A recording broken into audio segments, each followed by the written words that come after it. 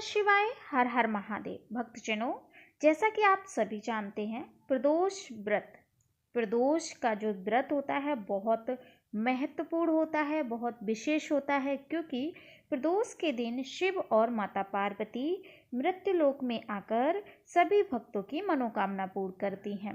जैसा कि आप सभी जानते हैं, 13 दिसंबर को मार्गशीर्ष का शुक्ल पक्ष का प्रदोष है। तो ऐसे में अगर प्रदोष के दिन आप शिव जी की आराधना करते हैं, माता सती की, माता गौरा की आराधना करते हैं, तो निश्चित ही आपके रुके हुए कार्य बनने लगते हैं और शिव और माता पार्वती का आशीर्वाद भी प्राप्त होता है। अगर आप प्रदोष के दिन प्रदोष व्रत कथा सुनते हैं अथवा अपने परिवार को सुनाते हैं तो निश्चित ही शिव की कृपा प्राप्त होती है। चलिए आज इस वीडियो के अंतर्गत हम जानेंगे प्रदोष व्रत में जो कथा पढ़ी जाती है उसका लाभ लेंगे। तो जोर से बोलेंगे, हर हर महादेव। प्राचीन काल में एक पुजारी हुआ करता था। उस पुजारी की मृत्यु के बाद उसकी विधवा पत्नी अपने भरण पोषण के लिए पुत्र को साथ लेकर भीख मांगती थी।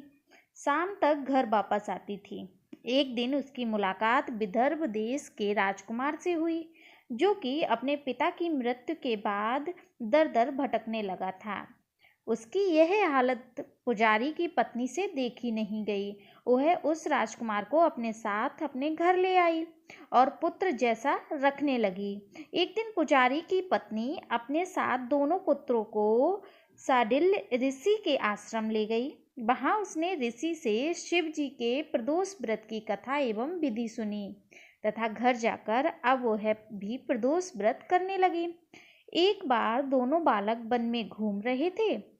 उनमें से पुजारी का बेटा तो घर लौट गया, परंतु राजकुमार वन में ही रह गया। उस राजकुमार ने गंधर्व कन्याओं को कीड़ा करते हुए देखा तो उनसे बात करने लगा। उस कन्या का नाम अंशुमति था। उस दिन वह राजकुमार घर देरी से लौटा। राजकुमार दूसरे दिन फिर उसी जगह पहुंचा जहां अंशुमति अपने माता पिता से बात कर रही थी। तभी अंशुमति के माता पिता ने उस राजकुमार को पहचान लिया तथा उससे कहा कि आप तो विदर्भ नगर के राजकुमार हो, आपका नाम धर्मगुप्त है।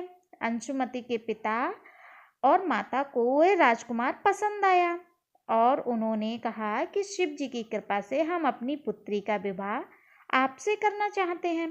क्या आप इस विवाह के लिए तैयार हैं?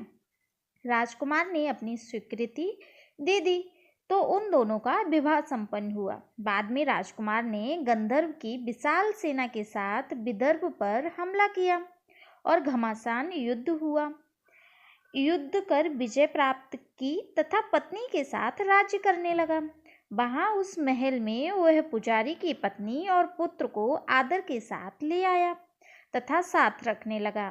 पुजारी की पत्नी तथा पुत्र के सभी दुख व दरिद्रता दूर हो गई और वे सुख से अपना जीवन व्यतीत करने लगे। एक दिन अंशुमति ने राजकुमार से इन सभी बातों के पीछे का कारण और रहस्य पूछा। तब राजकुमार ने अंशुमति को अपने जीवन की पूरी बात बताई और साथ ही प्रदोष व्रत का महत्व और व्रत से प्राप्त फल से भी अवगत कराया। उसी दिन से प्रदोष व्रत की प्रतिष्ठा व महत्व बढ़ गया तथा मान्यता अनुसार लोग यह व्रत करने लगे। कई जगहों पर अपनी श्रद्धा के अनुसार स्त्री पुरुष दोनों ही यह व्रत करते हैं। इस व्रत को करने से मनुष्य के सभी कष्ट व पाप नष्ट होते हैं एवं मनुष्य को अभीष्ट की प्राप्ति होती है। भक्तजनों, इस प्रकार प्रदोष व्रत के दिन अगर आप ये कथा सुनते हैं तो महादेव की कृपा प्राप्त होती है, साथ ही आपके रुके हुए कार्य भी पूर्ण होते हैं। चलिए जानते हैं गुरुजी द्वारा बताए गए कुछ 2 उपाय। दोस्तों, जैसा कि आप सभी जानते हैं, प्रदोष के दिन माता लक्ष्मी की पूजा की जाती है।